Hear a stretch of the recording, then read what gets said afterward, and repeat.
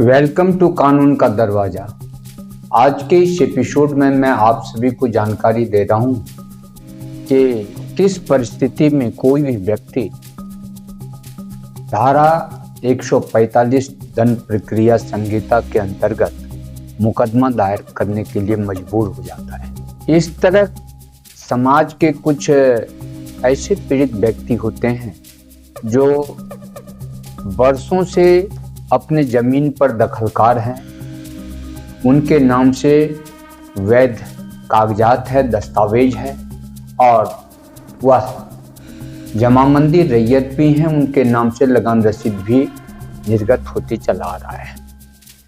ऐसी परिस्थिति में एक लंबे समय के बाद समाज के कुछ असामाजिक तत्वों के लोग स्वयं या फिर एक संगठन बना करके इस तरह के भूधारी के विरुद्ध भूमि पर हमला बोलते हैं और उसे गलत तरीके से बेदखल करने का प्रयास करते हैं। इसके लिए वह फर्जी पेपर का सहारा लेते हैं। इस तरह के व्यक्ति जिनके पूर्वज द्वारा जमीन बिक्री कर दिया गया है या अगर सिकमेदार थे तो लदाबीनामा लिख दिया गया है, उनके जो वारिशान हैं वह जमीन पर हमला बोलते हैं और बेदखल करना चाहते हैं वर्तमान भूधारी को।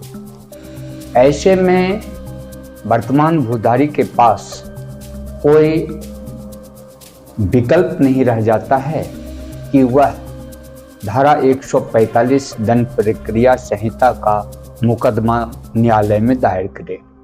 इस तरह का मुकदमा अनुमंडल पदाधिकारी के न्यायालय में दाखिल किया जाता है और अनुमंडल पदाधिकारी या तो स्वयं या फिर अपने अधीनस्थ कार्यपालक दंडाधिकारी के माध्यम से इस तरह की घटना की जांच करवाते हैं और कार्यपालक मजिस्ट्रेट स्वयं या फिर अपने अधीनस्थ पदाधिकारी स्थानीय पदाधिकारी के माध्यम से घटनास्थल की जांच करते हैं और यदि वह पाते हैं कि जो वर्तमान भूधारी हैं वह वर्षों से जमीन पर दखलकार हैं, फसल लगाए हुए हैं, इस तरह के भूधारी को विपक्षी द्वारा बेदखल करने का प्रयास किया जा रहा है और इस तरह का रिपोर्ट अगर स्थानीय पदाधिकारी द्वारा अनुमंडल पदाधिकारी के न्यायालय में सबमिट किया जाता है तो उस आधार पर धारा 146 दंड प्रक्रिया संहिता के अंतर्गत मजिस्ट्रेट द्वारा विवादित भूमि के फसल को जब्त किया जा सकता है या विवादित भूमि पर विपक्षी को आने से रोका जा सकता है। और इस तरह की रोक तब तक होती है जब तक किसी सक्षम न्यायालय द्वारा न्यायिक निर्णय नहीं कर दिया जाता है। प्रश्नगत भूमि पर किसका वास्तविक अधिकार है, इस तरह का निर्णय जब तक सक्षम न्यायालय द्वारा सामने नहीं आ जाता है तब तक इस तरह की रोक लगती है और 145 दंड प्रक्रिया संहिता की कार्रवाई चलते रहता है।